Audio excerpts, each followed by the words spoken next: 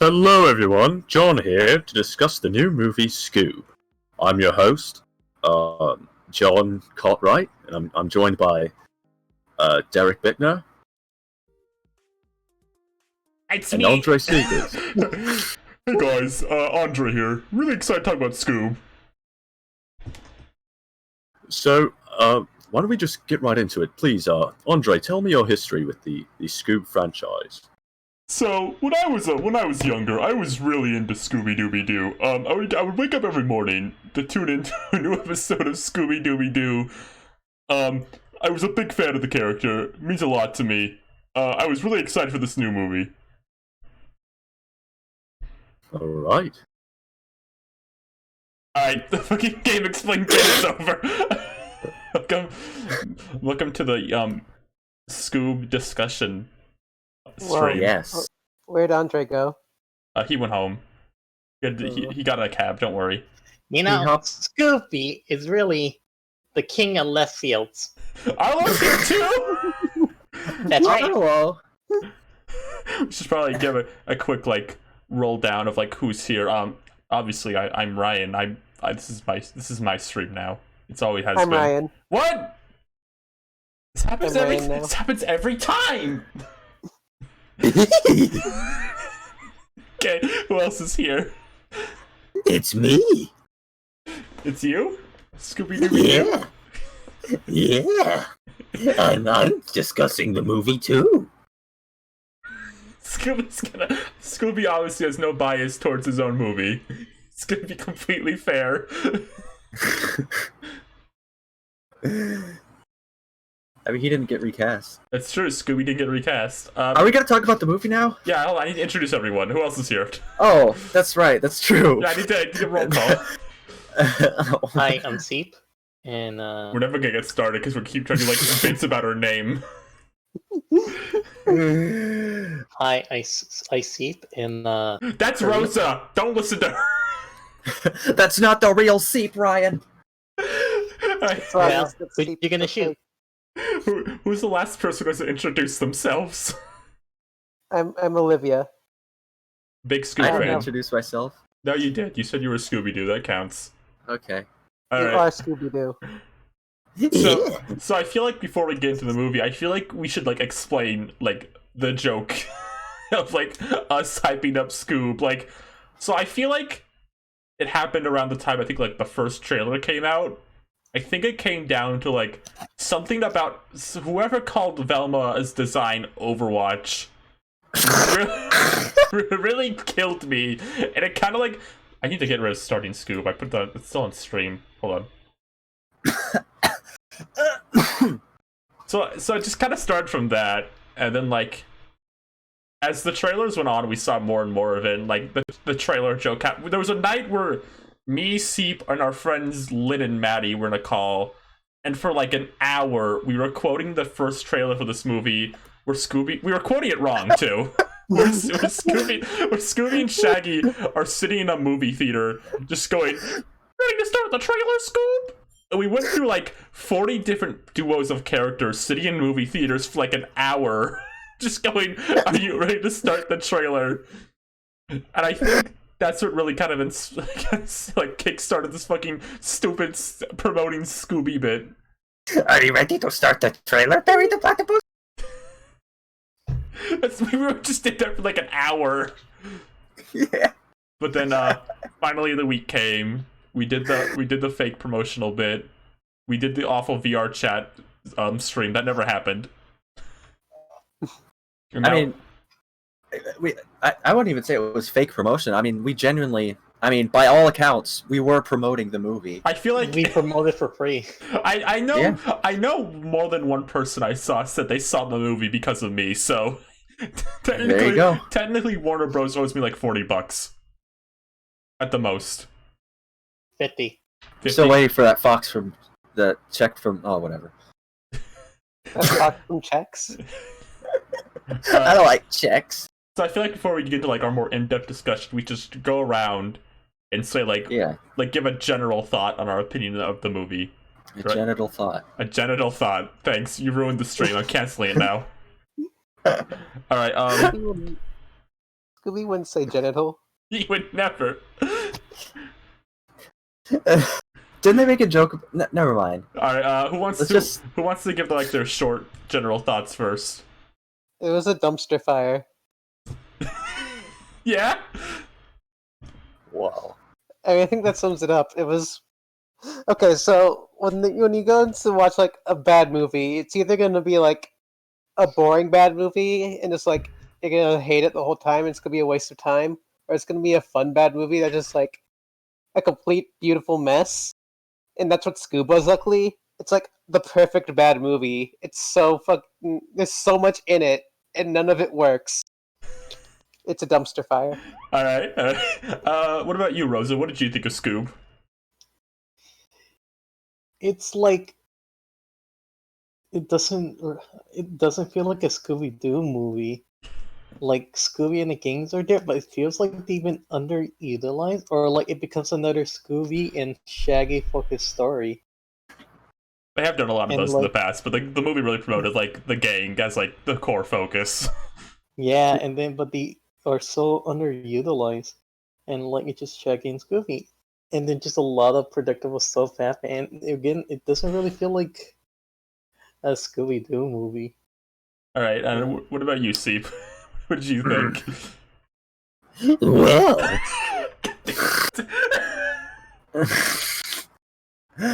I think we all know how I felt about it. You think about like movies where it's like this movie is so bad that it's good, and it's like there's always like The Room, Troll 2. Not World Tour. No. Like the Goblin. Yeah, I know. I was doing a dumb joke. Yeah. This was like that for me, but I don't know how well that would work for like everyone. I feel like it's like it is like the film personification of a brand Twitter. Yeah. Pretty much. And I think some people might find that really funny, and some people might just find it really annoying and boring. But I thought it was great in that regard. Yeah. So like I'm in the same, but I find stuff like this hysterical.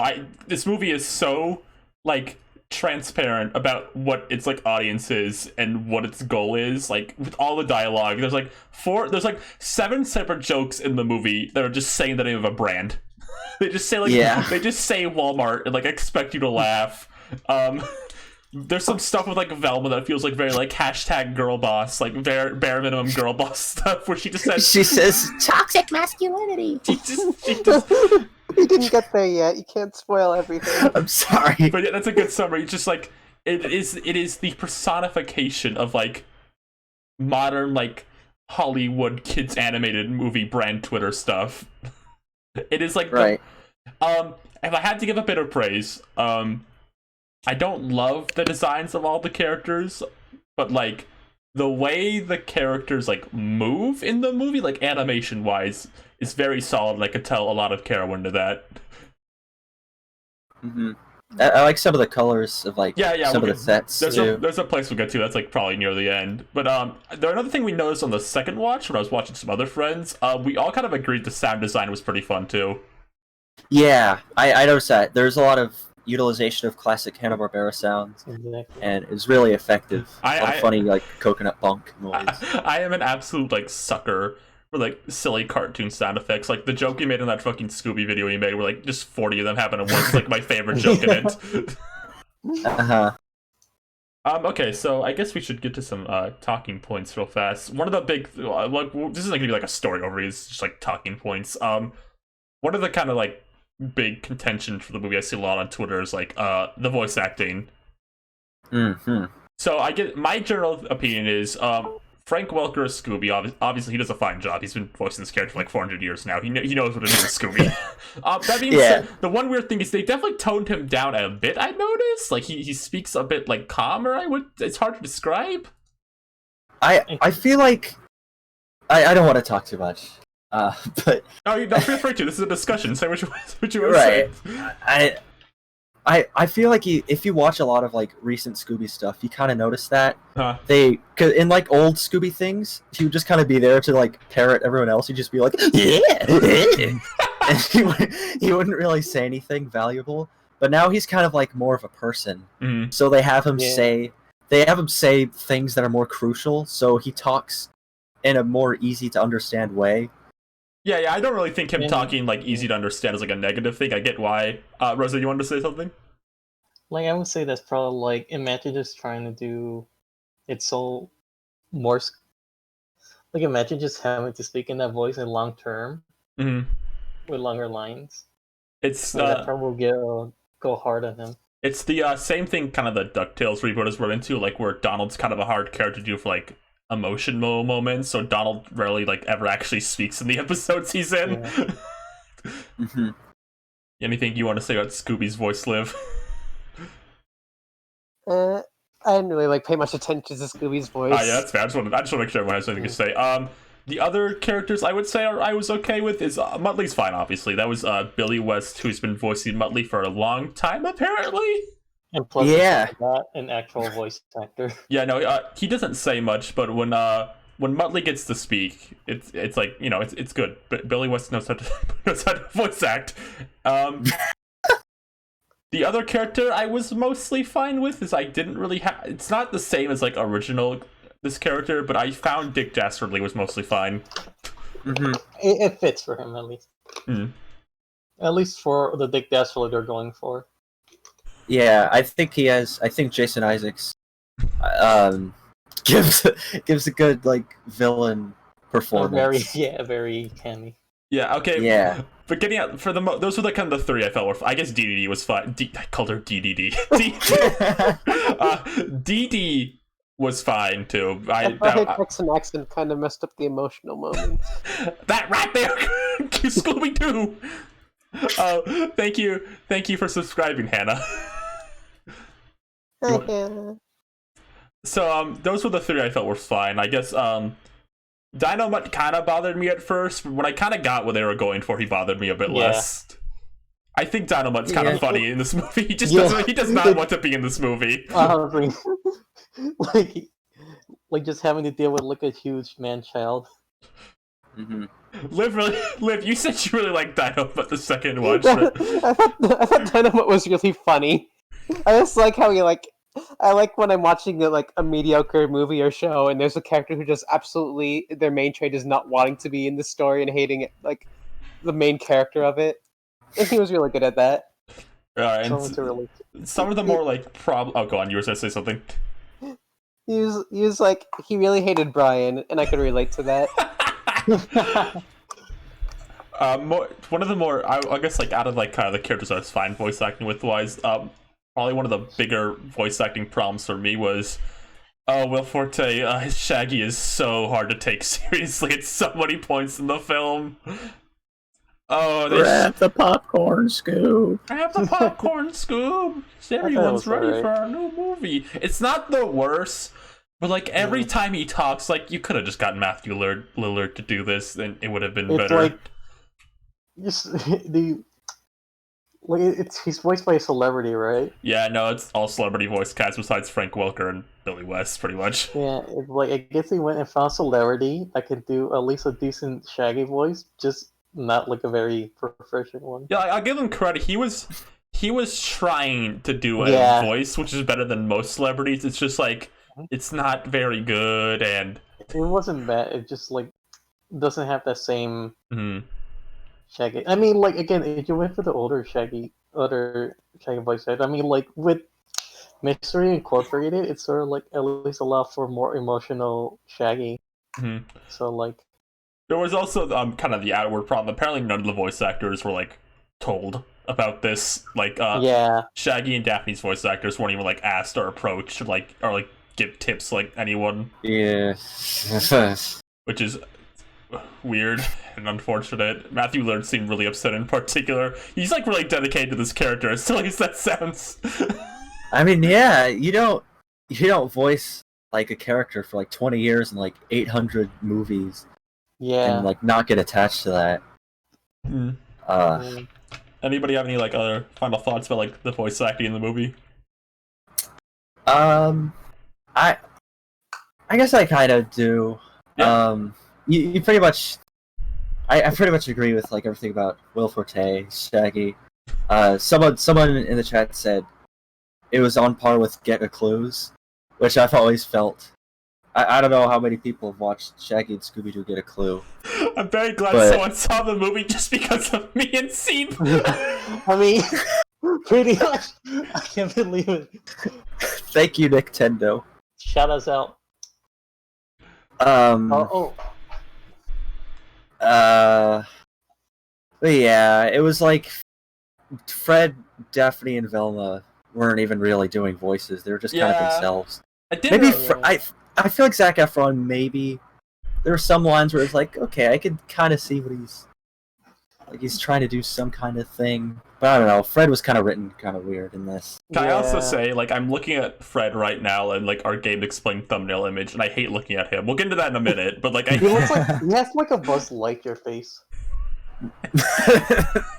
Yeah, when you first see him and it pans up, and he's doing it. Oh, porcelain. Right? Yeah. I mean, even at least you know what? I don't know what, but I see he looks more normal compared to like that cop and another character. All right. Anyone have any? Oh yeah. What was it, Velma? I know they tried to like emphasize a different edition of Velma is Hispanic, but they barely do much with that. And that's like, wow, it's a shame. Yeah, I thought it was neat to like just nice. Have anything like that. It was nice. Yeah, she was it's neat, but it's like again Overwatch level of effort. Her design is still kind of like we'll get. I guess Liv, do you have anything you want to say about voice acting before we move on? No, I'm good. Okay, I guess I could just move on to like. Wait. Actually, we talk about Captain Caveman's voice acting. What do you want to say about Captain Caveman? I don't think he had voice acting. That was just the real Captain Caveman playing him. Yeah, Exactly. You know what would be funny? Yeah. If it was Don Jamaica doing his Tracy Morgan impression. Are you the only one who's heard that? You keep talking about this. I've never heard that. It was only for a quick second, and that was just to make something a joke about how do you say, like, oh, I forgot, but like, oh, let's make this panel PG-13. All right. Tracy Morgan is a guy who Googled himself on 40 Rock. Alright, I feel like we should get into this now because it's something we've been talking about now. The art and like design and like animation of the movie. So starting with me, there's I talked about this before. There's a very weird thing in this movie I noticed. There's like kind of like 3 different character design types. There's incredibly accurate to the source, which is like Scooby and Muttley, who are like on point with like how they're designed. Then there's kind of like a halfway-ish point with like, I would say like Shaggy and Dick Dastardly are kind of like in that halfway point. And then there's the third category, which I would describe as Overwatch, which is like Velma, Daphne, and Fred. Yeah. Don't forget the other tier. What's the other tier? Simon. Kimmy. Oh, yeah, Simon Cowell. Who is just and that cop. Simon Cowell and the cop from Shrek 2. Are we gonna talk about Simon in like a story segment? Oh yeah, we'll get to a story segment. I have a lot to say about Simon, honestly. Okay. But like, I have problems with the character designs. Like, I feel like there's some of them have some really nice charm to them. Like, again, I really like how Scooby and Muttley look. Mm-hmm. But like, and I'm fine with Dick. He's not like accurate. He's not like the original, but I still think it's a solid design. But like, Fred and Velma in particular, I felt were like very boring compared to some other characters. It feels like there wasn't as much effort put into them. Well, here's an interesting thing. I've seen like people have like posted like their concept art online to this movie. And, like, I saw like an early Velma, like, oh, this looks fine. I feel like it was probably a studio note saying like, hey, make the Scooby Gang look like more like, make him hot. Make him look like Onward. Velma didn't even 3-mouth in the movie. I know. What is this? All right. I guess I'll spread the table to you guys if you have any thoughts like character design. Looking at Shaggy, Mm-hmm. he looks like the typical Pixar protagonist. He does kind of have the Linguini look to him. Yeah. And I think that's just his design. That is just a design, though, but it's very funny. Design, but, yeah. Well, I guess Pixar would rip off of Shaggy. Pixar ripped off Shaggy. It all comes back. Linguini was a fucking ripoff of Shaggy the whole time. And I like to see. Like little rat, like little chef. I can't make love to a woman, but like you can. I think Did you teach me for a Scooby snack? No. God. Oh my god, that was so underutilized. So like, I guess I have something to say about like how the fucking Fred, Daphne, Velma trio, mostly like Fred and Velma look. Yeah. It's that like it's weird that they like feel the need to normalize these characters when they have like such distinct designs that are like so iconic. Yeah. They like seem convinced that like I don't know if they make them Overwatch, it'll be more marketable, even though these are like the most marketable characters already. Yeah. I guess the same goes for like replacing their voices with celebrity voices, even though like their voices are also so iconic.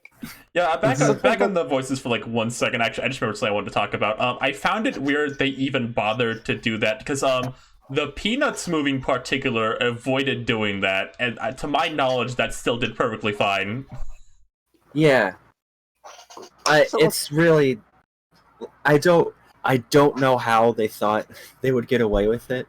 Honestly, it's like under the Warner Brothers movie, right? Yeah. Yeah, I guess. It's so like clueless and corporate that they like. Yeah, I guess that's you could say much about. It was done by like Brothers. some suit who like didn't understand how anything works. It was like, well, this marketing shows that people like celebrity voices. It's like the hit nostalgia critic bit he always does. Well, the chart says. I guess it makes sense considering what's going on with Space Jam too. No, don't worry. Scooby's gonna be a nostalgia critic reference. Okay, well, before the stream started, you were telling me all the nostalgia critic actor's name. You have no place to judge said me. One name. I just said Malcolm was gonna dress as Captain Cave. What did I say? I don't know. One more Scooby. Back on topic. All right. Does anyone have anything else to say, like character design? I have one more thing, and it's that in the first part of the movie where they were kids, I thought Daphne looked really scary. I guess like a little animation thing. The animation and character design and like the recreation of the intro was very cute. I like the that's a positive. The kind of like the getting those like kind of classic character designs like in 3D was very cool. I think. Yeah. Yeah, I wasn't. I expected them to do something like that for like maybe the credits. I guess because that's what the Addams Family movie last year did. But it was just like a nice little surprise. Like that's how they transition into them in their older designs. Yeah. It's like, oh, it's cute. Yeah, they like have these different sets recreated and stuff. I posted about this on Twitter like a day ago, but I really wish the rest of the movie kind of had like that zaniness that they kind of recreated because they got that zaniness down pretty like well in the intro. Like the character designs are all kind of perfect. They got like that's kind of the most like fun animation in the movie, like character wise. There, I wish there was more of it. I guess that sort of shows like the disconnect between like appealing to the original fans and then just trying to make it more marketable or whatever. Not marketable, but like Linda Cardellini was good as hot dog water. Why was it hot dog water in this? There's not room for any more characters. They can't just have like here's hot dog water. People only use like Freddy, Daphne, and Velma. And like, I don't think they will be able to call her hot dog water anymore. I like the idea of a character, like just a random character going, and here's hot dog water! She just appears in the movie all of a sudden. What if she was... No, this is like a spoiler, so I'll say it till the end. Any other last thoughts on like kind of character design and stuff? They have really good body movements, I would say. Yeah, that's just that scene toward the end where Daphne's like looking at Scooby. Like, Scooby! I just like that body language. I think Um, I guess I don't really have. I was gonna talk about like even like the background designs and like when they did the intro segment. I liked how they had that same spooky atmosphere because that like the original Scooby cartoon had like really like dark and like creepy backgrounds. Yeah, And it's kind of a shame you don't get a lot of that, just because there's not really a lot of like Scooby Doo stuff in it, and that kind of goes into the story. But yeah, the abandoned theme park was kind of the closest, I would say. yeah, Yeah. and even that was like, I don't know, it had weird like movie lighting. And I don't want to get too ahead of ourselves, but I did like the lighting on the final battle part. That was pretty neat. Mm-hmm. Oh yeah, definitely. All right, any other final thoughts on character design stuff? I have a like obscure thought on character design. I think the Cerberus design was really like silly in a bad way, considering it's supposed to be the main threat. I know this is like a small part of the movie, but I really just love the Cerberus with the like stupid little soldier helmets. Okay. It's good.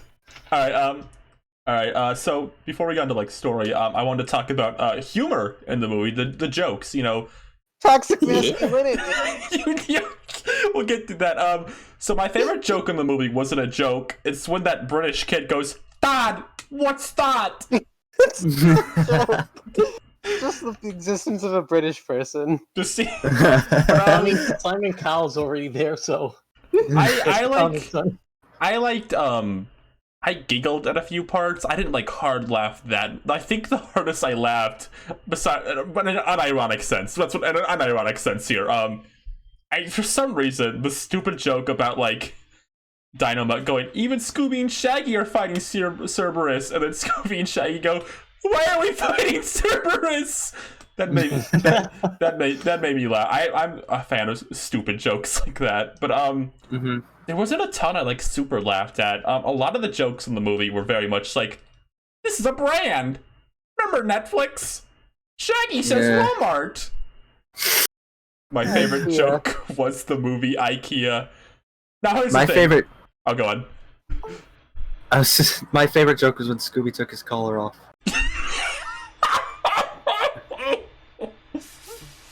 Okay, there's a lot of ironic humor in this movie.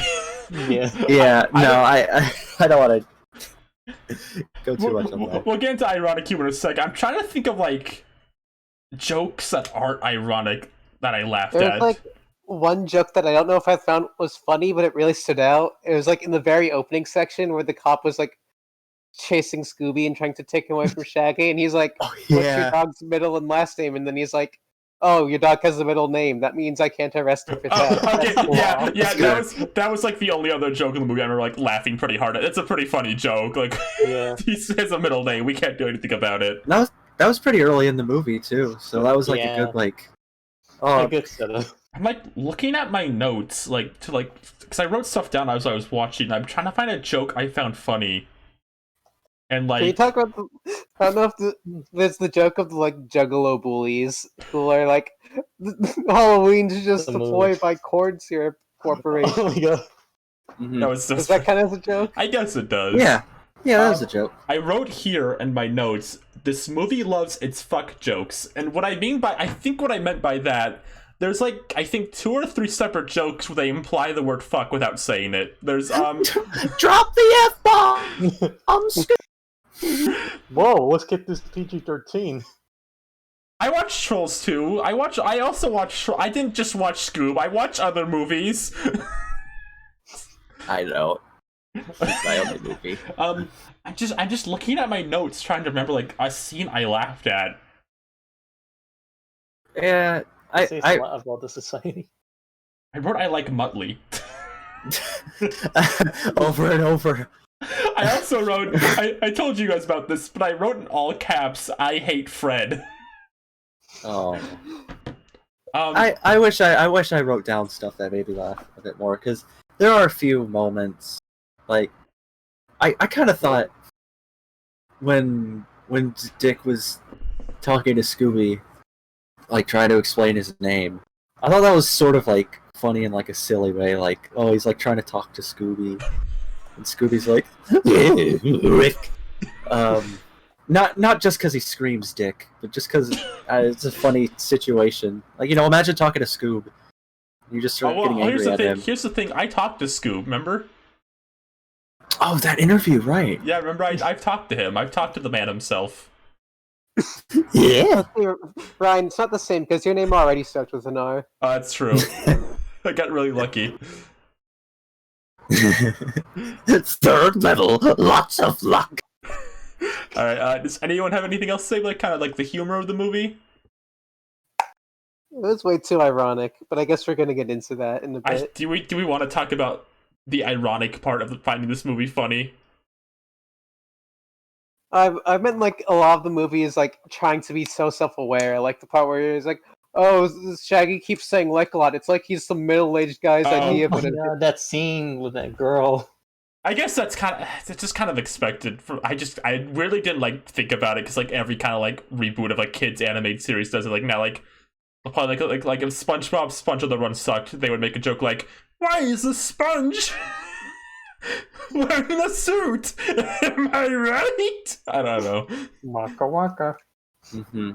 But I guess there's not much to talk about like the ironic sense of humor. Like I laughed every time they said a brand name, not for the reason they intended, but I did. Yeah. I laugh when they said toxic masculinity. That's true. That's like it's like the accidentally funniest joke in the movies when Velma just for no real reason just goes toxic masculinity. That reminds me of a joke I did it was because, like, Brian and Fred were just fighting. Brian. That reminds me of a joke I did, like, where that's, like, stemmed off a joke that I hate, where they had, like, Velma being a girl boss dressed as Ruth Bader Ginsburg. Oh my god. And then there's a joke where Shaggy says that she's dressed as Judge Judy, and that's a funny joke. But there's also this whole, like, bit where he, like, talks about her being Harry Potter and makes Harry Potter references, and that one's awful. So it's a really mixed bag they have going on with the fucking Ruth. He's like, I remember the Supreme Court, and he's like, Slytherin, and I'm like, what the fuck is it? Then like all like the 20-year-old like is in the audience go, haha, I get that. It's Harry Potter. It's us. I guess like I was gonna say, I guess a small thing to talk about is there's some like cute like background details in this movie, I would say. Oh yeah. I love like all the Hanna-Barbera like references. My favorite is the Hex. There's a poster of the Hex Girls in the background for like a few seconds, and that made me smile. Mm-hmm. I saw Squiddly Diddly. Pretty interesting. There's Amanda pointed this out while we were watching the movie, and I didn't notice this the first time. The bowling alley Scooby and Shaggy go to is named after the original designer of the Scooby Gang, I believe. Oh. I might be wrong. I might be wrong. I don't remember. I feel bad. But like I might be wrong. She might have been wrong on that. But it is? Yeah? Okay. Yeah, it was. That was cute. That's neat. And, yeah. I mean, I could tell. I guess this is kind of going on the art again. But, like, I could see, like, passion that went into this. I don't want to rag on it too much. When I'm ragging on this movie, I'm coming from a standpoint raggy that I feel like the people who worked on this movie, like art and animation, even a little bit like the writing, cared enough about Scooby to try to make a good product, but they got a lot of notes from like higher ups. Because I was gonna say I thought like this was like a soulless product, but apparently was it like the producer or director of this movie was someone who worked on Mystery Incorporated? Oh. So like people who worked on Scooby before have worked on this, so there's clearly passion there. But I feel like they got I get the overwhelming sense they got a lot of notes from like higher ups. Yeah. Oh, also the music. Is that? What about the music? I guess I should have talked about this when we were going about sound. But it's not too structured. Yeah, no, don't worry about it. There's I thought some of the music, like not like the pop music that they use, but I love the pop music. just like this, the score of the movie. Like, I feel like there was like they had kind of like synthy like tone. I don't know how to describe it super well. I'd have to like listen to the soundtrack, but it felt sort of Scooby-ish. Yeah, at no, times. yeah, it was pretty I solid. didn't notice this. I didn't really notice the music aside from when they were referencing like the older Scooby stuff. Admittedly, when there's a lot going on, it can be hard to like Yeah. focus on the music. But yeah, I guess is there anything we want to kind of like talk about before like we get into like I guess story stuff mostly? Any kind of like minor last thoughts? No. Okay, well, I want to go on. I want to go on a little bit of a rant real fast. Not like I'm not taking this super seriously, but it's like bothered me where I thought about it. Okay, the Simon Cowell thing. It's like funny. Okay, like I laughed at it when he showed up, but the more I thought about it, the more it's really weird. The crux of the movie, like starting, is a Simon Cowell joke. Like when I went into this, I was expecting like the intro to be Scooby and Shaggy and the gang like on a mystery case, and Scooby and Shaggy kind of mess it up, and that's when they separate from the gang because they feel bad, and then that's when the alien invasion happens. Instead, the gang never gets upset with them. It's like just a Simon Cowell joke says no, we don't like Scooby and Shaggy. So that's why I don't. It felt a little weird to base like the crux of the movie. Like the movie feels like its like heart is like the relationship with the gang. But I don't feel a strong relationship to like any of them besides like Scooby and Shaggy, really. Like Velma, Daphne, and Fred like don't really like interact with them that much.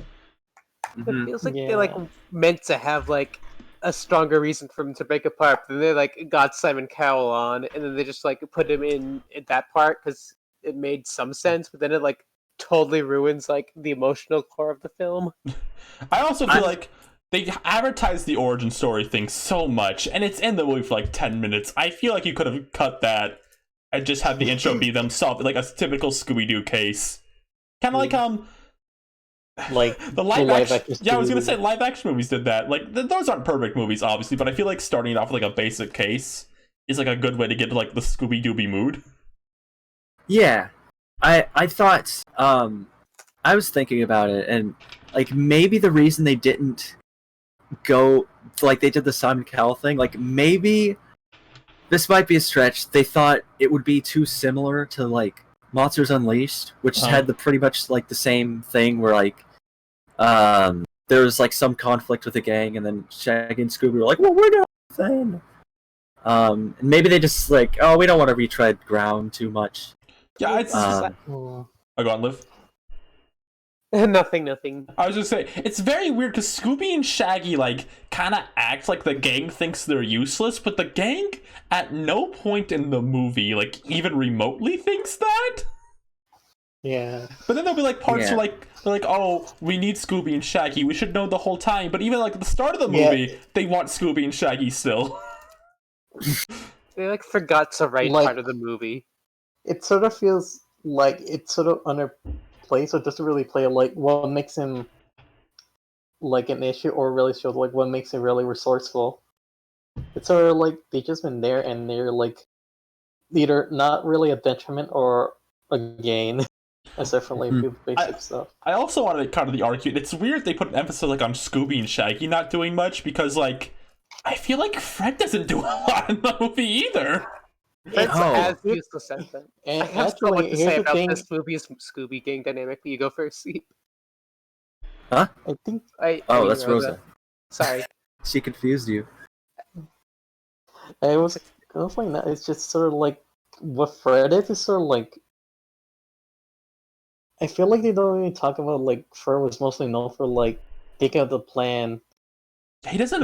Yeah, he was mostly the plan. Like they describe him as the tank in this movie, but Fred was kind of always like the planning out. Well, hold on. Yeah, he would never. He's the leader, and he also sets up the traps. Yeah, and then Velma and him would kind of collaborate like on plans and stuff, and then Daphne, they were like, what does Daphne do usually? See, like here's the thing: in like the tank role, that's usually Scooby and Shaggy because they're the ones who are the bait. They have a role. They like tried so hard to force them into like this whole arc of like, oh, we don't have a purpose in the team. What do? We feel so weak, but they have a defined role. with the character who doesn't have a defined role as Daphne. They like make her be the nice girl in this movie, like, oh, she's the one who like reaches out to people, but that's not what she does in any other media. They like made that up for her, so the movie should have been about Daphne because she's the one who never does anything. Yeah. All right. So I guess that kind of covers like our main like kind of hardcore. Like I said, I think the movie seems like it thinks its core is like the heart of like mystery, like the gang, like the relationship. Like I feel like it isn't. I feel like they think it is. Mm-hmm. But anyway, also, go on. Maybe it could have been. We talked about the baby, like not baby, but like when they're kids. I almost, because this movie is like a really like even 90 minutes. Mm-hmm. So like maybe they wanted to include more group dynamic stuff, but then it was like, oh, but you also got to have the setup for the Hanna-Barbera universe, and you also got to have the backstory, and you also got to have this, and you also got to have this. And at some point they're just like, well, let's just have Simon Cowell explain this. Yeah, so, like again. Now, now here's a question I want to propose. Was Simon Cowell even in the movie? That's a good question. Like the character, because like we saw in the ending, and that's the one who's like, that's like a little. It just seems like it was all planned from the start. That's a fake Simon Cowell comes in to break up the gang. Well, I guess like if you run with the idea that Simon was Dick the entire time, then it kind of works. But they maybe should have like said that was Dick at the start. Oh my god, that would have been a good like mystery, because they talk about Simon the whole time. He was like, he's like in this movie he's like Sonic and Wreck-It Ralph, where you can't like he doesn't say much, but what he does say becomes so crucial for the rest of the movie that if you take his one scene out, then it kind of falls apart. So he's like they've made him an essential character. So if they made that a twist where it's like, oh, I wanted to break up the gang from the start, I used my Simon Cowell disguise. It seems like there was so many ideas that was never elaborated or thinking that or like developed. I guess like, one second. I just getting into that real fast. This is a Scooby-Doo movie with like no real mystery in it. You kind of know what everything is going on like 30-40 minutes in. Yeah. Once they find out that Dick's opening the gates of hell, it's pretty clear cut from there. They don't really solve a mystery, really, do they? Like Velma, Daphne, and Fred are briefly solving what happened to Shaggy, and then Shaggy and Scoob briefly solving what they need Scooby. But that's kind of over like 40 minutes in. Right.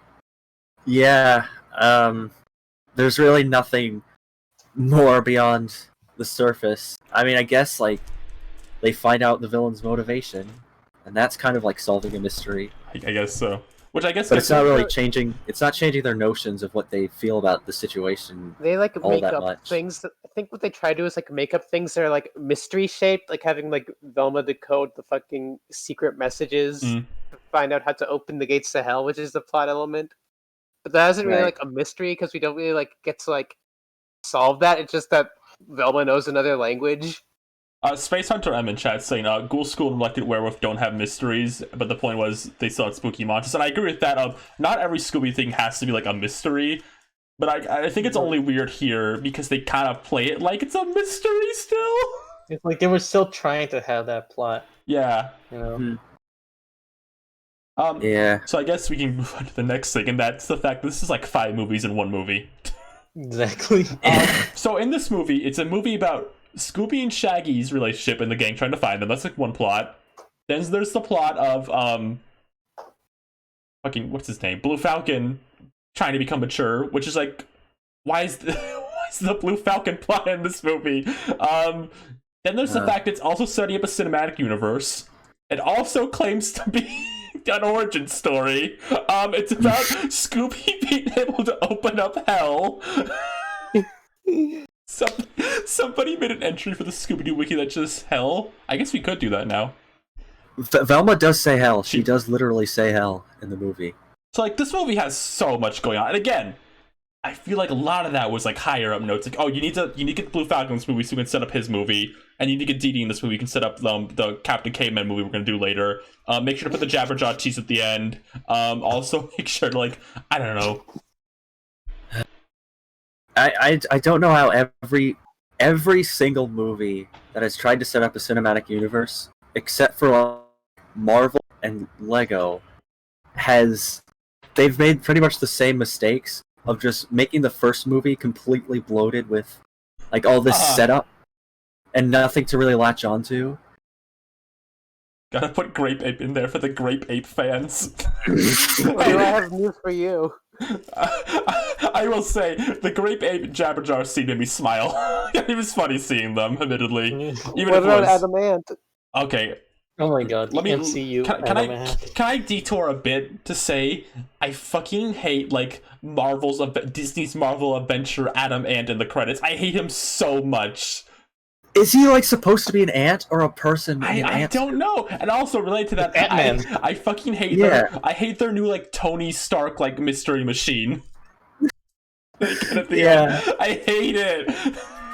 It's why does everything have to be a huge thing? Why can't they just be some young adult solving mysteries in their shitty van? Oh, I feel like this having a Hanna-Barbera cinematic universe and starting it with a Scooby-Doo movie, I don't think that's a bad idea, really. I would agree. They could have, because there's a lot of Hanna-Barbera characters. Mm-hmm. Some of them are recognizable, some of them not really. But I don't know, Marvel did a Guardians of the Galaxy movie, and nobody cared about them before that movie came out. So, if you just make good movies that have good focus and characters, then they totally could have pulled this off. The credit scene wasn't as good as the one in Monsters Unleashed. There wasn't any GBA secret codes. I was joking about this one night. I was hoping the credits would have Scooby on his computer, and he turns to the screen HBO Max discount code. Read. That would have been good. No, May 27th. I was I feel like they should have done a Scooby movie first. Maybe put a small hint here and there, there's more to the universe. Put a poster for I don't know, the Blue Falcon existing in the background instead of him being a vital character. Did they ever... Okay, can I talk about the Blue Falcon? Just one question I have about him. Oh yeah, sure. Did they acknowledge that he's a comic book and a comic book hero in the series, but also a real superhero? They just kind of glossed over that. It could be a Spider-Verse thing. Yeah, they kind of do that in Spider-Man, so it just might be he's been around for so long, they just ended up making comics about him. But I guess the difference is that Spider-Verse explains that. Well, this movie is bad. Can I tell you my favorite thing related to Blue Falcon in this movie? Yes. In the background of Shaggy's home at the start of the movie, you can see Blue Falcon Funko Pops. Now, okay, to transition, I have a point with this. When the hell does Shaggy's backstory take place? Because he's listening to a podcast, he has Funko Pops. What year does the backstory take place in? So, in the movie, Shaggy said, "Oh, that was 10 years ago I met you, Scoob." And this is a slightly older, they're in their 20s in this, they're not teenagers. So, if it was 10 years ago, if you assume the movie's in 2020, then that was 2010. Was Funko Pop and podcast a thing around then? Well, I think... I don't remember. Yeah. Okay, hold on. I'm Not today. Hold on. I'm trying to process my mind a bit. Because I bought a Plants vs. Zombies Funko Pop when I was 13. I'm trying to remember what year that was. When you were 13? Oh, it's 2012, 2013. We're the same age. So. Yeah, I guess so. Remember when we all had Super Nintendos, listened to podcasts, and had Funko Pops in 2010? God, yeah, it's a minor thing. I don't care that much. I get it. Yeah. They had to get the funny podcast joke in, but it's weird. It was very weird. The first time we watched it, we were both wait, what does this take place in? Yeah, I guess just because podcasts and Funko Pops are things that are still pretty big today. So and they don't outright like. I guess you just kind of assume like, oh, they're also pretty big, so it must be modern day. Mm. But like, I don't know what my point is. Yeah, it's just a little confusing and weird, just because it's like that episode of The Simpsons where it was like Homer and Marge in college, but it was the 90s. Yeah, well, they changed that like 5 times now. Yeah, but like, just yeah, it's just something it's weird to think about, I guess. Homer, let's buy Scoob on digital and DVD.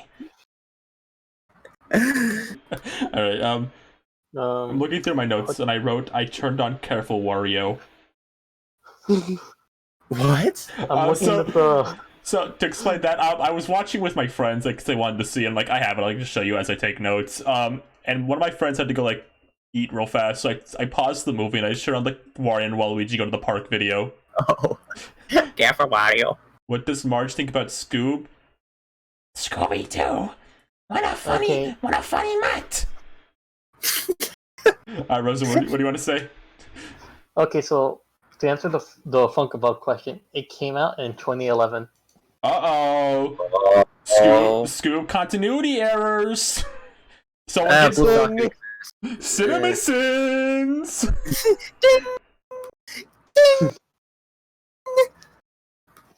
Alright, okay, so here's my hot take that was second time watching this movie. Dick and Muttley have a stronger emotional core than the Scooby Gang in this movie. I cried. They honestly, honest to God, I felt more for them than any of like the 5 main characters in this movie.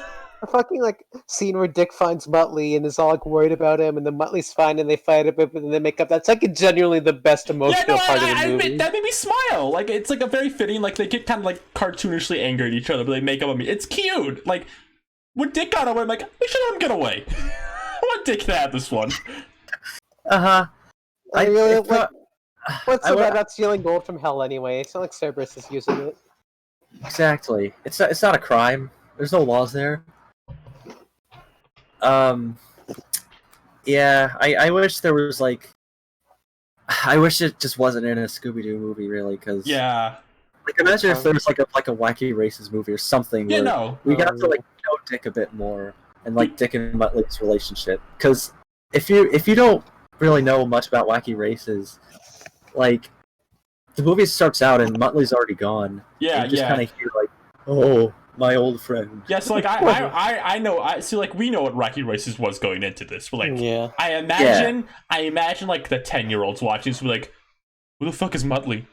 Actually, there was the Wacky Races reboot. That's on Hey, Boomerang. how many kids do you think are watching that right now?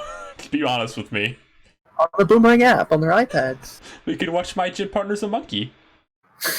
When are we going to talk about the fact that this movie, like, when are we going to sit down and talk about the hell part of this movie? We'll get there. Dancing around it. We'll get there. I want to build up to it. They Okay. just show and where told he's a villain, you know. Well, Dick has like Waluigi energy, so we already know he has like villain in his blood. I will say, if they're gonna make more of these, I don't know how well this movie's gonna do. I assume because of like it's Trolls World Tour did pretty good, so I assume this is probably gonna do pretty good. To make more of these, I want a Wacky Races movie that's like Speed Racer. Like I want it to be as silly as hell. Yeah. That's all I want. That's all I will make everything worth it. They make a Wacky Racer Speed Racer movie. Like, what if it comes like a tie-in to the cartoon? Isn't the cartoon like going right now for like Wacky Races like only have like half the cast or something? I guess it makes sense. Like half the cast in Wacky Races wasn't very memorable. It was mostly Dick and Muttley who were the memorable ones. Yeah. Rascal.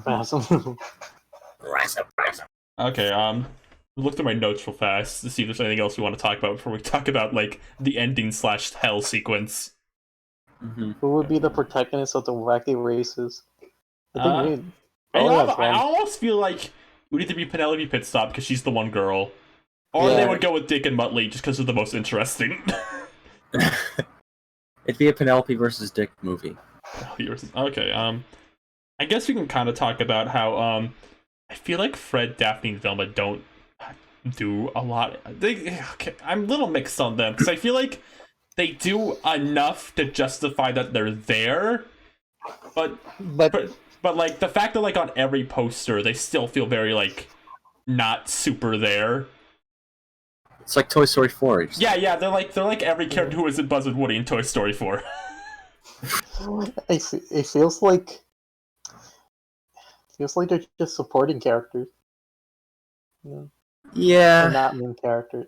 But Like, again, they do enough as like supporting characters, but like they should be like main characters in the way they advertise them as main character. It's sort of just like. but again, studio notes, they probably had to like squeeze them in because they also did like a Blue Falcon movie. I guess actually, before we get to hell, I feel like we haven't talked much about Blue Falcon, Dee Dee, and Dino Mutt.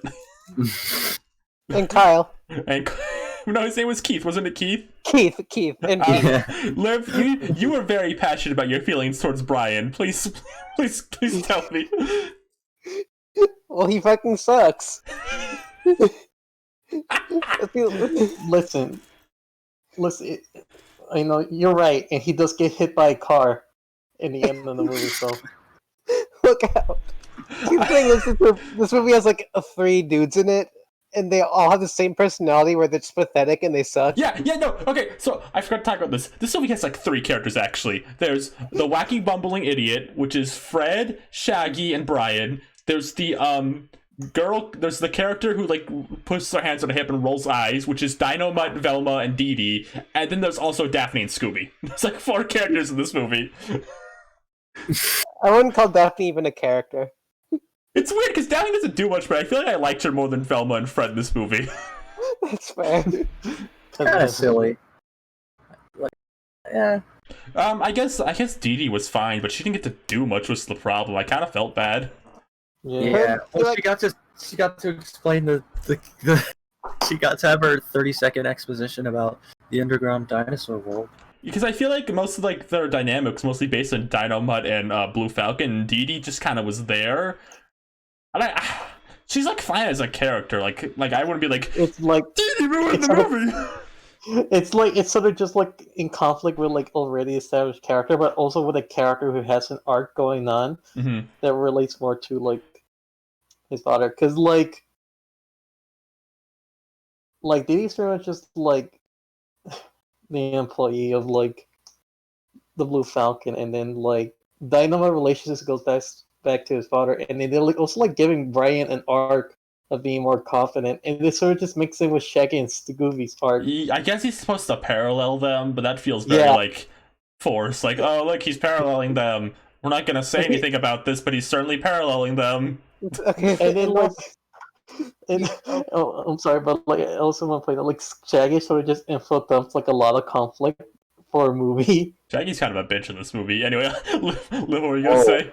I guess the 2 things I want to like put out about this is that like one, I guess the difference between Dino Mutt and Dee Dee, the like tiny differences that Dee Dee like tries to like keep a positive outlook and be like tries to like just smile through all of Brian's shit, while Dino Mutt is just actively a bitch.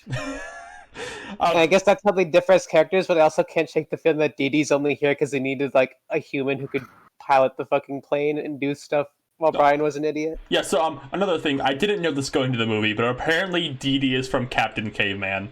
So after I learned that, the puzzle pieces kind of came to like, oh, so now I know why she's in this movie. It's more cinematic universe setting up. She doesn't even talk to talks to Captain Caveman for like a second. Don't worry. In Scoob 2, Scoob Unleashed, where Scooby becomes the Where's Scooby. The other thing about the Blue Falcon arc is he doesn't at all earn his arc. He doesn't like learn anything or do anything. There's just a scene where Dynamit's like, actually, you're cool, for no reason. Anyone get Sid from Monsters Inc. vibe from Dino Mutt? Which one's Sid again from Monsters Inc.? There's a family guy. Let me look up Sid. He's coming up next. Sid. Sid. Oh, now we gotta find Marco. Yeah. No, he's the purple guy. I'm sorry. Purple guy. That was Rambo. The snaky. Yeah, I kinda. Yeah. I will say, going this movie, I expected not to like Dino Mud, but I kind of thought he was funny just from the perspective that he does not want to be in this movie whatsoever. Dino Mud is pissed off that he's in this movie at all times. He's pissed off that he has to take care of a himbo. Sid Phillips is an evil human boy who arrived in the monster world to escape from Mike and Sully. What?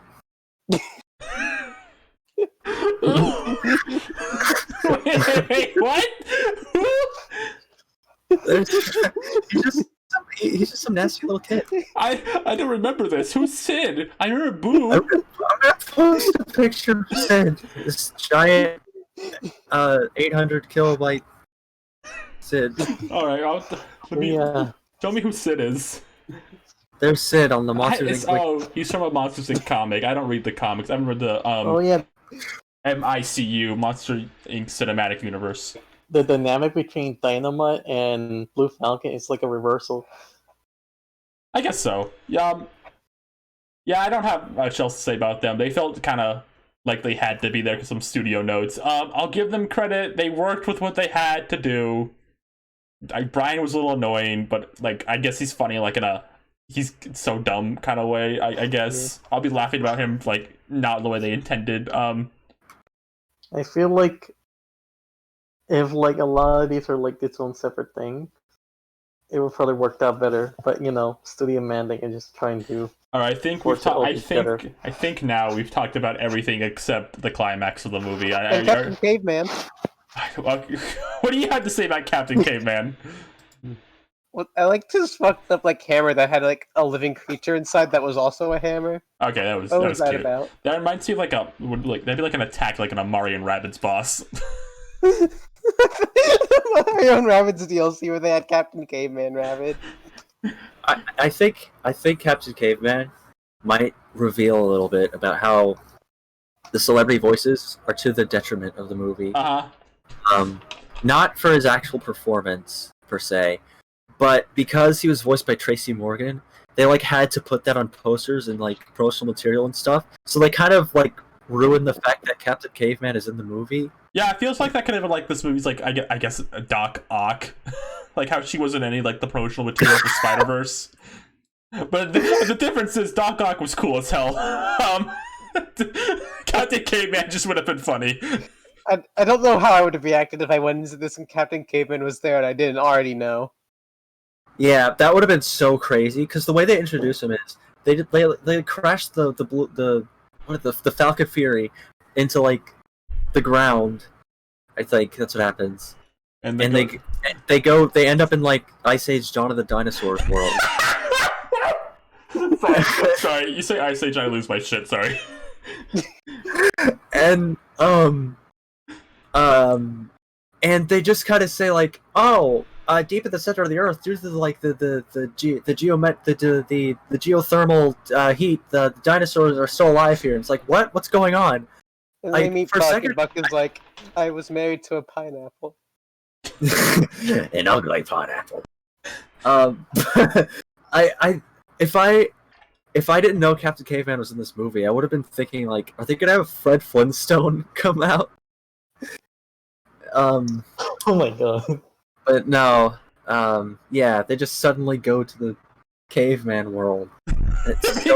Every time you do this all the time, like you like describe a location as the blank world. Like we were talking about Mordecai and Rigby going to Camp Kidney once, and you were like, "Dude, Mordecai, we have to go to the Camp Laszlo." And it makes me laugh every time you do it. All right, keep going.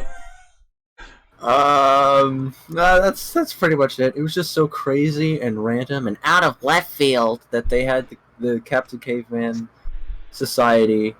Thank you, Arlo. Any kind of like final thoughts on Captain Caveman before we move on to Hell? I found a John DiMaggio impression of Tracy Morgan. You did? Finally. The one where says, we'll watch it later. Okay. I guess we talk about the final climax of this movie, which is we learn Scooby Doo is the is the key to opening Hell. which is weirdly, like, based on some other properties, not too far-fetched, but, like, in this movie, it's very funny. Yeah. Why did Dick need those skulls again, actually? Did they talk about that? I can't even remember. No, pretty much just to reveal the location, but I think he didn't really say he did. That's why. I guess so. I must have missed that. Well, were those like the Cerberus heads? Did he need that to like? Yeah, they say they're the services. Okay. Okay. Cerberus was he didn't want to. He's like Cerberus came out of hell, and he was like, "Oh no, it's Cerberus." Yeah, wait, what? Hold on. I'm trying to... Wait, let me, like, give me a minute to, like, recount what happened. Okay, so he needs the skull to, like... He needs Scooby to open the door. I know that. Why did he want... Wait, hold on. Why did he want the giant dog, then? When he actively didn't want it later? He wanted to enter the gates of hell to get Muttley. But He was living in the first place to get riches. Wait, didn't he only need Scooby to do that, though? Am I missing something? I feel like I missed a puzzle piece. I don't want to bash the movie for, like, me missing something, but, like, did I miss something? I watched this movie twice, and I still don't know what the skulls are for. Was it to find the location? Did he want Cerberus? You Maybe they needed the explained it skull as- to, like, I don't know, revive the area, but they were never specific on that they do that. Oh, no, I got it all wrong. Yeah, you know how you had to, like, play the Fortnite event to understand the latest Star Wars? It's like that. You had to play, you had to play the Scooby-Doo Roblox Adopt Me event to understand that plot point. So I guess before we start talking about hell even more, if you weren't aware, this movie's plot got leaked ahead of time. Seep specifically went his way to like not look at it, so I made sure he never saw it, but I did. I knew about Muttley and Hell before this movie came out, and so part of the watching this movie for me was like seeing if that was real, and every inch we got closer, like that being real, made me lose my mind.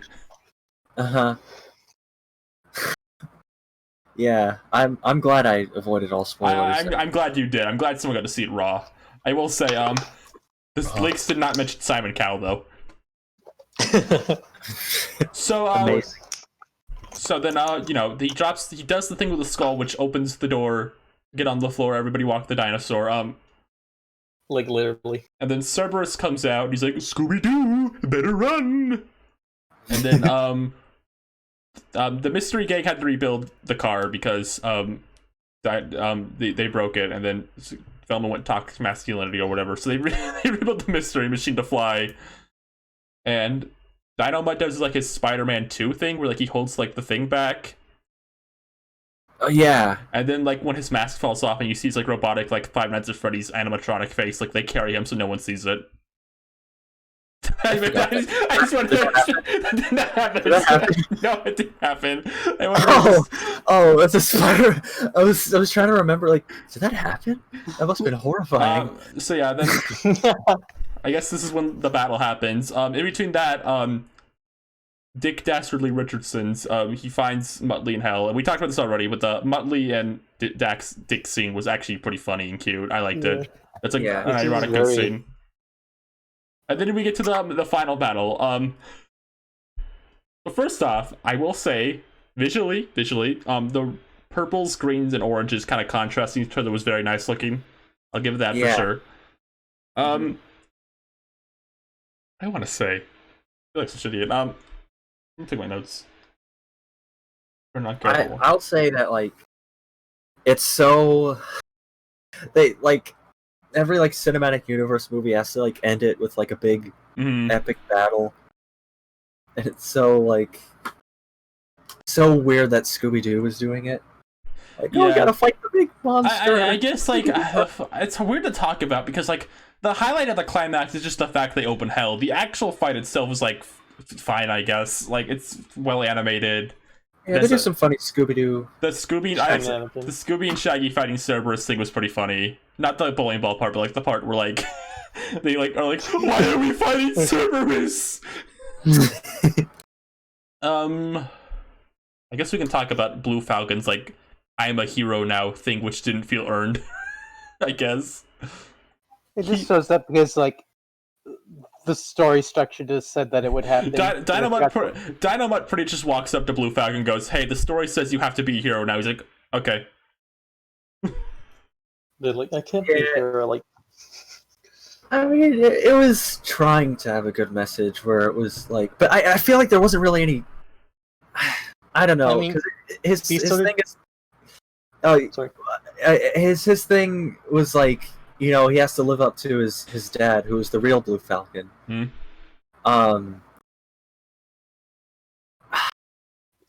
like they didn't elaborate on it. They sort of just dropped down like all that conflict that would bring with Shaggy. Yeah, there's a few hints to it here and there, but it wasn't focused on a ton. I feel like the better arc for Blue Falcon to have would have been he finds a way to be Blue Falcon in his own way, I guess, but he doesn't really. He just kind of just ends up doing what his dad did. No, he does. He becomes a DJ. That's not like I mean, like fighting wise, like a way to like uniquely win the day in himself. Like kind of like I guess like what's another character? I guess like Emmett in Lego Movie kind of found his own way to do it. Yeah. Or like it just seems like it's just an arc for a different movie. Does anyone else have anything to say about like the actual battle before we talk about the emotional climax? Yeah, I guess not really. Again, good use of sound effects. There's a few, there's just not much attack. It's like a nicely animated little fight scene, which it's expected, but I'll give credit. It was decently well done. Fred went ham. That's true. Fred's ascot. Okay, yeah. I'll give the movie that. The fucking ascot joke is pretty funny. It was epic.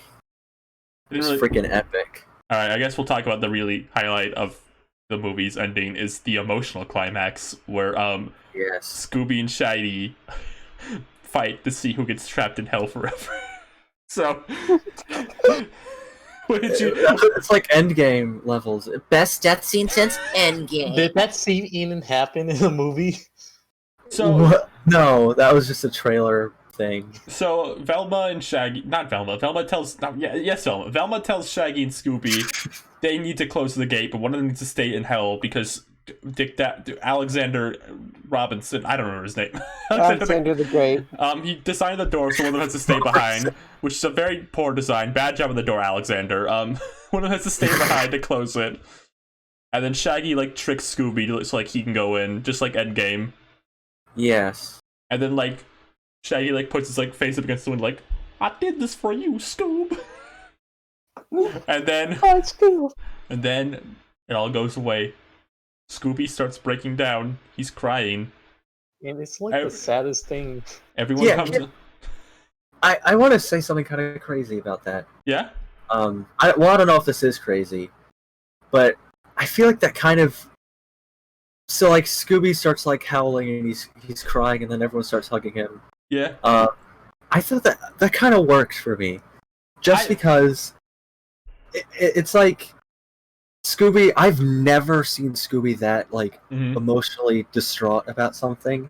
And just something about that is so heartbreaking. It's like the Mickey Mouse Christmas Carol, when he's, crying over Tiny Tim's grave.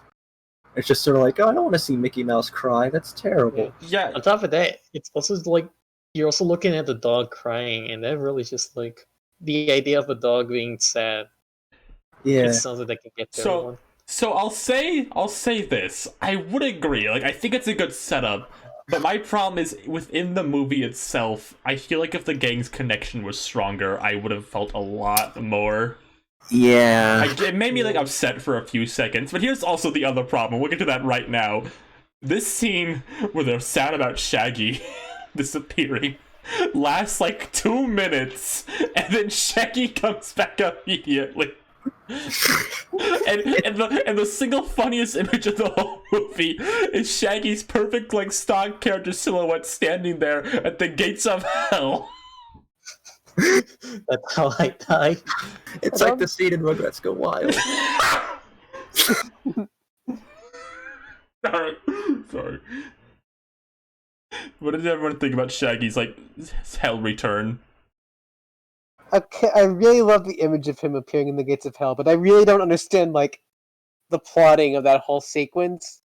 I don't get why the gate is built like that, where someone has to go on the other side to lock it, but then they just get this free back door that appears a few minutes later. I feel like they had to have an emotional climax, so they had to make up a reason for them to get separated for a few minutes, so there could be a sad scene. And they had to like make up an even worse reason for them to get back together. I feel like if Shaggy getting trapped happened a bit earlier in the movie, like before maybe like even maybe this would be a bold decision, like before the final battle, and he was gone for like a decent while, him coming back maybe would have landed a bit harder, but the fact it's like 2 minutes long feels like nothing. Yeah, but you know, it's also like, I don't know. I don't want to say like, oh, it's a kids movie. But Yeah, like, no, yeah, I know. To go back to Rugrats Go Wild. Of course. They did a similar sort of thing, where like, I don't know how many people have seen it, but Oh, I have. You know I have. it's the part where Nigel Thornberry is in this submarine with all the Rugrats, and they're at the bottom of the ocean and they're stuck there, and it's getting low on oxygen. Yeah, that scene scared me as a kid. Yeah, it's sort of like that where it doesn't really last long, but I think like it's just sort of like, oh well, it's for kids, and like I don't know if you want to go too far. I think that's the situation was already dire, and then it was just like the fact there was a majority of them were kids in that submarine. Yeah, yeah, that part. I'll give Scoob credit for this. I can appreciate they were trying, like, to go for like an emotional thing, but it feels like to me if they, you know, the scene from Lego Movie, like Emmett like falls from like the portal and like goes to the real world. I feel like it's like if that was like literally like he falls from the portal and then all the Legos escape and then he just comes back again anyway, like 2 minutes later, something like a live action scene. Yeah, that's true. It could have been neat to see like Shaggy, like maybe Shaggy's like finding his way out on his own. Maybe. All right. Does anyone have anything else? Oh, go on.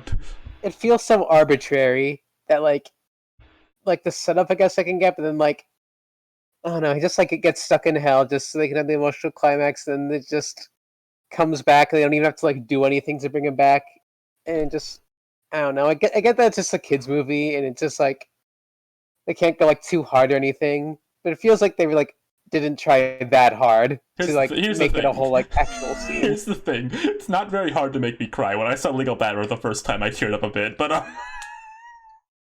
yeah, I guess so. Anyone else have anything to say about the emotional climax of this movie? So what was Shaggy up to behind that door? It's like he just kind of stood there for 2 minutes, like. Oh yeah, that was. I just remembered a really funny visual gag that I thought was genuinely funny when he opens up when they open up the hell portal. The Cerberus just like kicks Shaggy out. Yeah. So I imagine Shaggy was just really annoying the whole time or something. Yeah. Okay. Yeah, that was cute. That made me giggle. Anything to eat around here? Yeah. All right. Any other thoughts on like the emotional climax of the movie? They're happy. They're happy. All right. I guess we can talk They're about. happy that they're together again. We could talk about the very, very ending of this movie. There's not a lot to talk about, but it was technically a dance party ending. Yeah, but no one was showing off the moves though. They didn't milk it. Yeah, no, I was really upset. I was really upset. Shaggy and Scooby. They didn't do the Scoob dance. I know they didn't do the Scoob dance. I was so upset they did this. I did this. I posted me doing the Scoob dance on my Twitter, and they didn't even put it in the movie. Yeah. Thanks for nothing. They should put Ryan in the movie. I should be in the next one. I think they owe me this. I think Shaggy. Who would you play? I think like kind of Simon Cowell plays himself. I'll play myself. They're like, oh look, Scoob! It's Ryan Ripley from Twitter.com. I'd be like, hey Shaggy, what's up? I'm thinking about Simon Cowell again. As you do. There's something. I guess this isn't really the dance party part, but I was thinking while I was watching this, like, why do they have Simon Cowell in this? Why do they keep mentioning him? Because they keep talking about him throughout the whole movie, so you never forget it. And even like at the very end, when they catch Dick, they like take his face off, and it's Simon Cowell underneath. But then they take it off again, and then Dick dastardly disguises Simon Cowell. Can I say something real fast, actually? I feel like every cartoon that's parodied Scooby-Doo has made that same joke about, like, the two masks. Yeah. Okay, go on. I thought they could have made that funny. I'm just thinking about it. Like, yeah. Because, like, when he shows up, I'm like, what? And then they're like, Simon Cowell. It's like, okay, they're doing a joke, like, whenever they have guest stars on Scooby-Doo. Like, they have the guest star just, like, walk in and they say his name. And, like, I kind of get that part of it. But, just the way it's implemented is just so weird. I'm sorry, I was just thinking about that again. It gets into, like, a kind of a thing we were talking about the humor earlier. A lot of the humor in this movie just feels like saying the name of something, like IKEA, Walmart, Netflix, Simon Cowell, Dr. Mario. They didn't say Dr. Mario, so that didn't It happen. did in my heart. Okay, I guess I actually have one more thing I want to ask with the final battle. Is the final battle in this as good as the one in Scooby-Doo 2 Monsters Unleashed? Scooby! Scooby! It did have a good Scooby quote. Well, sort of. Like, where he's like, no, it has to be me.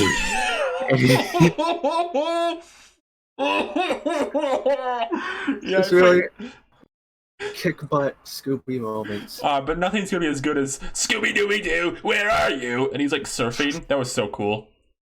Yeah, that was epic. Those movies aren't very good, but like I do have a soft spot for the live action ones. I think Monsters Unleashed was like, that was all right. They're very dumb, but I think they know they're very dumb. Yeah. I guess There's nothing to talk about at the dance party, is there? There's not much. There's nothing. Velma Except for From the Tesla car. Yeah. I hate their fucking Tesla car, but that's about it. I guess Velma uses Skype. Oh yeah. Which I disagree with. I think Velma runs it like an Animal Crossing Discord with like 500 people in it, and they like share turnout prices. She's not using Skype still. Maybe Overwatch Velma does. I have Raymond and boxes. No, I don't think Velma's a Raymond type though. I would disagree on that. Have Scooby in boxes. She has a Scooby-Doo themed village. I guess all those left to talk about like movie wise before we go into a few other things. There's the credits, which I liked. They were nice, yeah.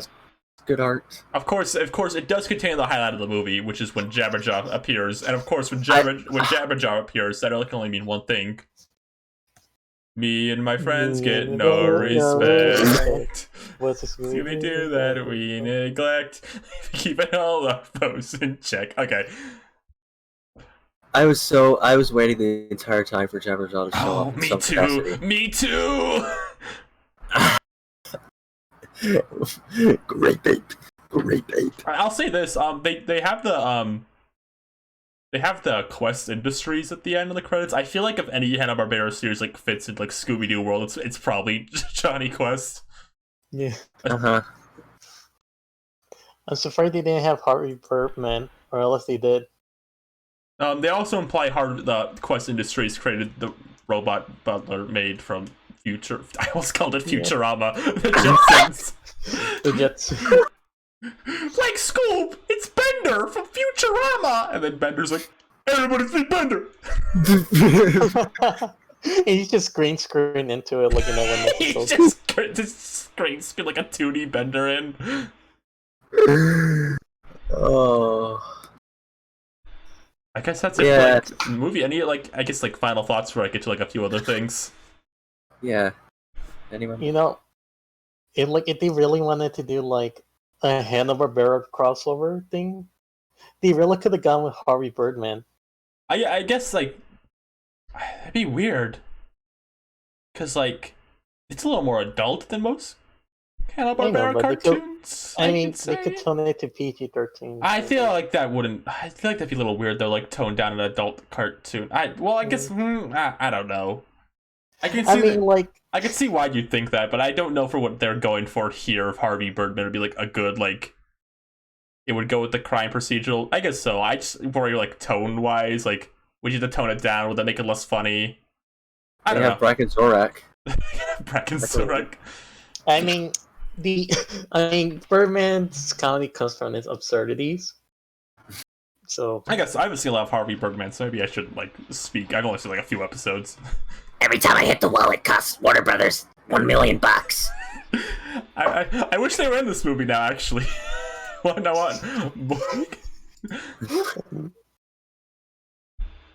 I mean, hey, you could even have like Simon Cowell just pop up.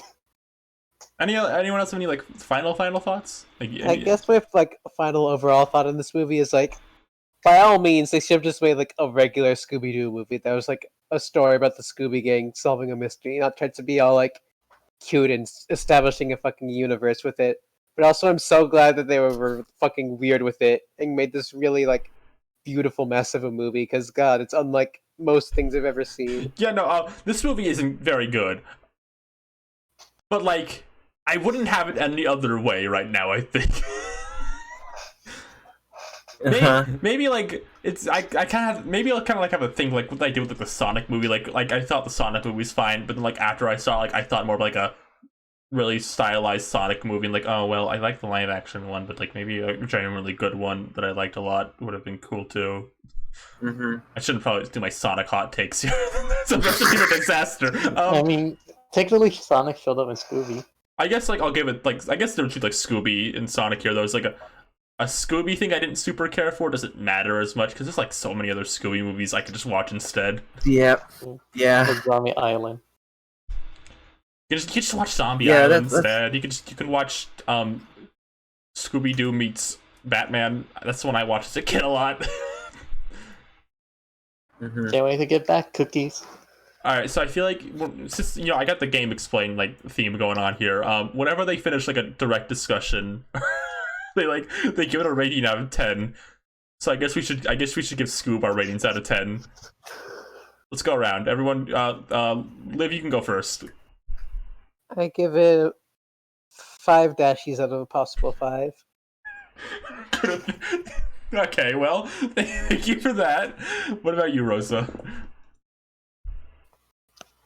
So I'm using my own rating system, and I give it 5 hours of Dr. Mario out of 10 hours. You're all making a fool of me and my stream tonight. What about you, Seep? I give it 2 paws up. No. Scooby, get out of here. I don't know how to give movies ratings like this. It's hard. I guess I want to say as like a closing thought, it's an interesting movie. I think there's a lot of people who hate it, and I honestly can't hate it. Like, I don't hate it either. I can't hate something that's brought me this much joy. Yeah, and even if it's like quote unquote ironic joy, I mean, that's still like of value. Yeah, no, I agree. Like, even if it's like a bit of an ironic joy, there are things about this movie I said I like unironic. Like, again, I really like the animation in it. Yeah, there are things I like, and I do think like there was a good idea behind this to have like a kind of Hanna-Barbera set of movies. And like there's a lot of aspects of it where you can tell like there is some sort of passion for Scooby trying to come through, and I can't admire that, but yeah, it's pretty much everything we said explains it. Like I'd say that it's a mem movie. You wouldn't say it's a Scum Scoob episode? It's a meh. Like whenever I like kind of ironically joke about something like this, I like to like I don't like going too far. Like, so I feel like some people go too far, like on the whoa, I'm the wacky meme dude. I kind of was leaning a bit into that. But, like, when I got to the end, I like wanted to make sure everyone knew, like, as much as I joke about this, I can see good in it. And like I liked whenever I joke about stuff like this to like make sure everyone knows at the end of the day, like it's not something I love, but like I don't want to devalue like the work people actually put into this. Like I can like shit and say like Johnny Tests or something like all day, but like like people also put something into that is not good as it is. So like I like to like find worth and stuff like this, I guess is what I'm trying to say. Yeah. I think if you're a fan of Scooby-Doo, like, there might be some stuff you'll enjoy about this. Maybe there's some stuff you won't like about it, but maybe there'll be stuff you do like if you're a Scoob head. I can't bash anyone for my opinions. I like Paper Mario Color Splash more than Super Paper Mario, so there we go. Now no one can take me seriously ever again. I mean, I thought this was a Game objectively- Explain discussion. I mean, like, Color Splash has like more interesting. Let's not get into that. What? There are 3 more things I want to talk about before we kind of finish off. There's kind of 3 questions I want to propose. Let's go over my 3 points. All right, Saber Sparks. One is do you like this more or less than the 2 live action movies? I haven't watched the live action movies in like decades. Fair enough. Because my I've answer, seen the first one. my answer is gonna be, I usually favor the animated stuff most of the time, but in a weird case, I kind of want to say I think I still like the live action ones more, both like unironically and also ironically, kind of like both at the same time. I think the live action one is more fun to go back and watch. Like, I don't know if I'm gonna be coming back to watch this like years from now, but like I'll watch your mouth, hold your tongue. But like when like years from now, I'll probably turn on the live action ones every once in a while. Like I like 2. Like someone saying Space Thunder, I'm saying in this chat. I think 2 is really silly and fun. I will say the one thing these have with the live action ones is there's no really like forced Velma love interest plot. Yeah, I mean, there's not enough Velma to really do that. Why does she even have a love interest in the first? Like, the second one they kind of do something with Velma's love interest. Why does she even have a love interest in the first live action movie? I don't know. That first live action one is sort of a weird movie. They wanted to do like a mature movie with that one, right? Yeah, it was like supposed to be like an adult parody of it, but then they had to kind of cobble it into a kids movie. So I think it's like kind of like weird. It's like sort of too mean-spirited, but also not far enough. Someone's talking this. 2 nails the tone a bit more. Like 1, you can tell is like a product of something that was supposed to be something else at first, and then 2 was kind of more plain straight Scooby-Doo. Yeah, 2 was definitely a more clear vision and thoroughly Scooby-Doo fun. So to answer the question, I'd say I would rank it Scooby-Doo 2, then Scoob, then Scooby-Doo 1. Yeah, I can agree. I can agree with that, I would say. I think I'd rather watch Scooby-Doo 2 Monsters Unleashed more than this. Alright, so the second question is, what do you want next from the Hanna-Barbera cinematic universe? What would you want? Jabberjaw. Jabberjaw? I knew you were gonna say Jabberjaw! I've been upfront about this from day one. I'm gonna say either Jabberjaw or because we just want fucking Jabberjaw so we can do the stupid me my friends get no respect joke. But from an ironic, like less ironically, I think a Wacky Races movie could be fun. Yeah, there's definitely potential there, especially given, like, clearly Muttley and Dick work well as characters, and clearly they know what they're doing with them. Up in Adam Man. Nobody wants an Adamant movie, but he's got. So that's why they squeezed him in with Jabberjaw. Nobody wants a fucking Adamant movie. Maybe I want to see Adam Ant movie just to see what he looks like. Like CG. Yeah, in that outfit. See how they make it work. Yeah, I don't know if he really looks like a little man, like a little human man that's been shrunk down. I want to make sure I remember this right. Dexter's Lab is like Hanna-Barbera, right? Technically. No. Well, it's Cartoon Network, which is owned by. I know like that kind of like I kind of know like the Powerpuff and like Dexter's kind of in a weird spot for that kind of stuff. You want to know what I want next from the Hanna-Barbera cinematic universe? Scooby and Shaggy in Space Jam 2. It'll be a real Space Jam. I'm tempted just to play that video again before we end up, just because I love it so much. I mean, does anyone want to? I mean, if the viewers want to see it one time, because the main reason I want them in Space Jam 2 is just so they can follow up from the joke and back in action, where like they're talking to like the live action, the celebrity who played them. So I want like Scooby and Shaggy to be threatening Will Forte in Space Jam 2. That'd be so good. And I would actually. That's so good. And of course, also in Space Jam, I also want Clarence to be in it. oh, you know, now I know what I want to see. Mm-hmm. What? Scrappy. You want Scrappy? I feel like what they should do is they should surprise everyone. You know, everyone's like expects Scrappy to come back. Like everyone makes the same 4 jokes about Scrappy. I think they should bring Scrappy back and like actually try to make Scrappy a character. I agree. I think I think Scrappy has like actual like potential there, like that dynamic of Scrappy having a nephew that looks up to him and thinks he's a hero, but actually is the one who's brave. Like, I don't know why they've decided like we can never do Scrappy again. Yeah, that's weird. Oh, one thing I want to say is like they also could bring out like the idea of like Scooby trying to find his family. We are. That's ordinary. You can't kind of Treasure Dragon 3. You can't say the word family around us anymore. It's okay, Raggy. You're my real family. I already know how that movie's gonna end. What, does he find like an island of Scoobies?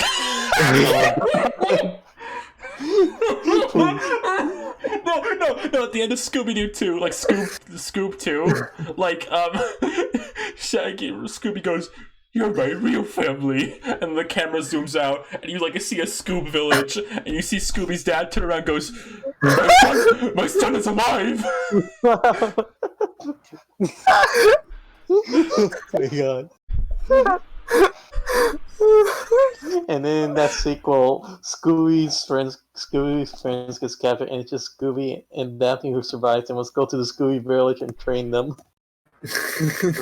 Here's the ideal, I think. Next they make the Scooby, Shaggy, and Scrappy movie where they try to make Scrappy a character.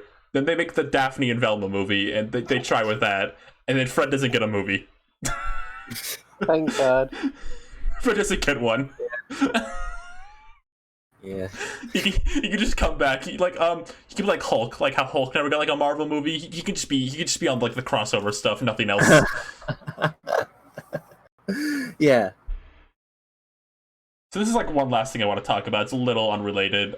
You talked about Lego Movie earlier, like being like a cinematic universe. This is basically just kind of never had a reason to talk about this. I find it interesting, like Lego Movie kind of did like that cinematic universe thing, but it never really built anything because like none of the films like follow into each other. The most that happens, like Alfred appears in like Lego Movie 2. Mm-hmm. And they also reference like the climax. Yeah. Of Lego Movie 1 and then Lego like Batman. Yeah, like Lego Ninjago doesn't get anything. Yeah. I feel like Maybe it doesn't deserve anything. I think with Lego Movie, it's sort of just like it's because they're Legos in imagination. Yeah, so like that. I guess my point with that is, I feel like if they want to do a Hanna-Barbera cinematic universe, I almost feel like doing it that might be the best. Like, not really particularly built to anything, just kind of have like, hey, these movies kind of all take place in the same universe. That's cute, isn't it? Yeah, and you could just have one character from like the first one have like just like a solo Blue Falcon movie, like what they did with Lego Batman. Yeah, I guess that's what kind of what I would want, but like I almost assume everyone kind of wants to do like the Marvel thing, like, well then we put teases of this and this, and then we put like this character in this one, they teases that, and like that will tease that, and we like 4 years from now that'll follow up on this, but like they'll be dead by then. Yeah. Welcome to the dark universe. Oh, do you think this will go? Do you really think this won't last the 4 years of their roadmap? I don't know. Roadmap. I think the big like Turner convention. Like they have a guy on stage. They have Ted Turner on stage. Like, here is our roadmap for the Hanna-Barbera cinematic universe. I don't know. I feel like we're gonna get at least one more film in. I feel like this will be good enough to do at least one more. But I don't know what's gonna happen after that, because I don't know if anything else is kind of popular enough to it could. Because, like, Batman had the advantage that he was already an established character. Yeah. But then, like, also, like, Lego Batman was, in Lego Movie was super funny. I don't think Brian was really that funny. Yeah. I don't know, it's hard to say. Alright, I guess we can start, like, wrapping up now. Does anyone have, like, any final thoughts? I got all mine out. Yeah, I opened YouTube for a second, recommended me the Emoji Movie Nostalgia Critic. Okay. I've said that no one in Scoob was gay. What was that, Liv? I expected them to have like at least one token gay couple in No, like the background. no, they did. Remember at the very start Yeah. Shaggy's backstory? Those two girls wore the heart shirt and they hug. See? Love wins. Scoob said love wins. This really is an Overwatch movie. Okay, actually that's a debate. If they what obscure Hanna-Barbera character are they gonna make like the gay rep in like in a future film? Jabberjaw. Nah, they're gonna make a comic. You're just gonna make a comic and not tell anyone about it. Like 2 people at once did Snagglepuss and 3 people. Snaggle, yeah. No, they can't make him the gay rep because he already is. I guess that's true. Alright, any other final thoughts? No. Family. Should I play the fucking stupid like video we made again? It's your Well, stream. you know what? Go Yeah. nuts. I can't wait to end it off. Alright, I'm gonna have to leave the call so you guys don't like voice track. Alright. Alright, thank you all for joining me tonight, all 3 of you. I'm gonna end the stream off with like the video we made. Thank you. Oh, one more thing. Oh yeah? I looked up Snagglepuss and I can comprehend his appearance. Because based on his name, I thought it was some made-up creature. Oh my god. Alright, thank you again. Until next time. Bye. Alright, we're gonna end it off. We made a stupid video before Scoob came out. And I feel like it's worth showing again. Real fast. Hold on. Give me 1 second. This is like a 4-minute video. This is like the climax. You helped. You did help, B Kirby. Look at it. It's OBS, everyone. Isn't that fun? Alright, I'm gonna shut myself up now.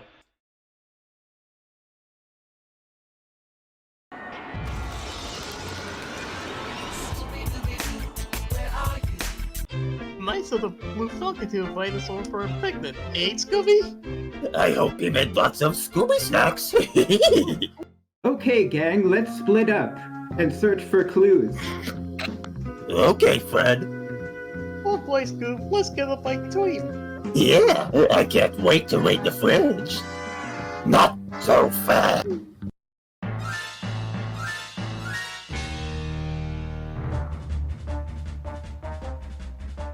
I found you, faker. Faker, I said you're the fake Scoob around here. Comparing yourself to me? You're not even good enough to be my fake. I'll make you eat those words.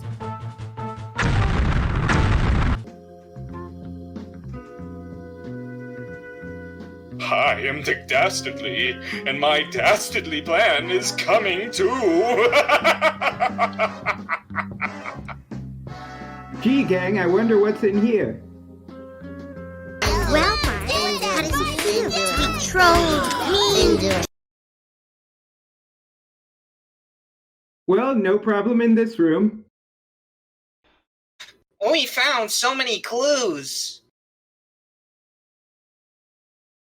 What fucking clues?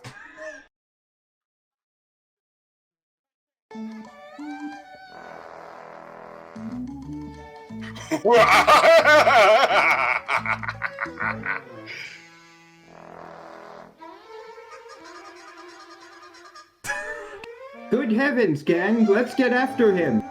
Yeah!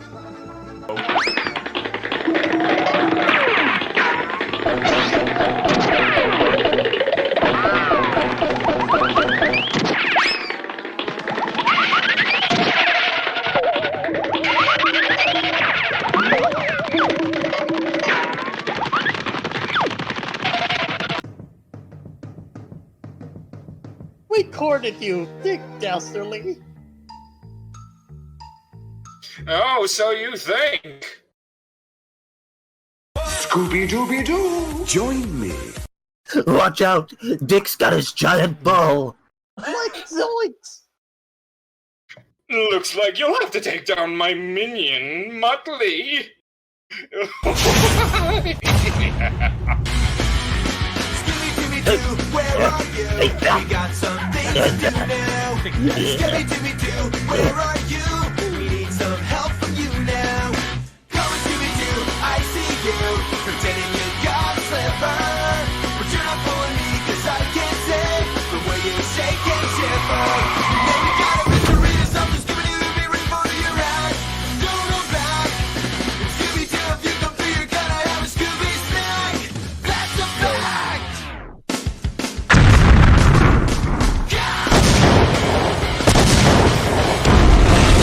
Great work, gang. The day is saved. Yeah, your quest ain't quite over yet, Docs. Me and LeBron need your help. We're trying to form a basketball team. It'll be a real Space Jam, too. Space Jam? Uh-oh.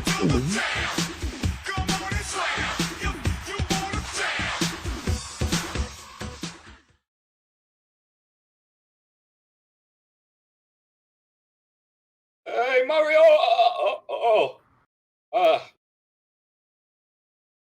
What the fuck happened here?